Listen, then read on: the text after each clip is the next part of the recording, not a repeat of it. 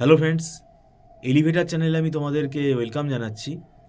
তোমরা যারা MAKAUT university থেকে বিসিএ পড়ছো এবং 2026 সালে যারা ফোর্থ সেমেস্টারে উঠেছো, তোমরা দেখো কিছুটা সময় পেয়ে গেছো। তোমাদের থার্ড সেমেস্টারের পরীক্ষাটা হয়ে গেছে, তারপরে তোমরা কিন্তু অনেকটাই সময় পেয়েছো। ডিসেম্বর মাসেও তোমরা সময় পেয়েছো।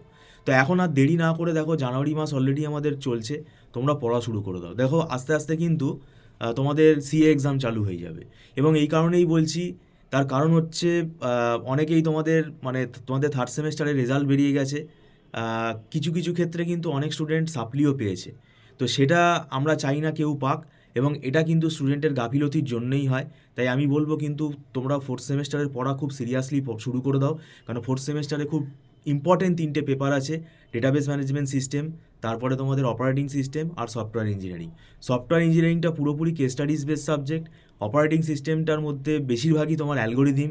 আর ডেটাবেস ম্যানেজমেন্ট সিস্টেমের মধ্যে দুটো ভাগ আছে: ডেটাবেস ডিজাইন আর এসকিউএল প্রোগ্রামিং, পিএলএসকিউএল। এবং ডেটাবেস ডিজাইনটাও কিন্তু বেশিরভাগটাই কিন্তু আমাদের অ্যালগোরিদিম বেসড। তো এইটা কিন্তু ধরে পড়তে হবে। আমরা এখানে কনসেপ্ট বেসিসে পড়াই। আমাদের এখানে মান্থলি ফিস সিস্টেমে ক্লাস হয়, এবং এটা মাসে মাসে অ্যাডভান্স পেমেন্ট করে স্টুডেন্টরা ক্লাস করে। এটা নট রিফান্ডেবল। আর একদম ছোটো ছোটো ব্যাচেই আমরা পড়াই। এবং আমাদের নিজেদের হাতে তৈরি করা নোটস আছে, যেগুলো কিন্তু খুব ইজিভাবে লেখা, এবং স্টুডেন্টদের সেটা কিন্তু বুঝতে খুব সুবিধা হয়। তো যাই হোক, তোমরা যদি আগ্রহী থাকো, তোমরা স্ক্রলে ফোন নম্বরে আমাদের সাথে যোগাযোগ করতে পারো। ভিডিওটা সম্পূর্ণ দেখার জন্য তোমাদেরকে আমি ধন্যবাদ জানাচ্ছি। Thank you so much.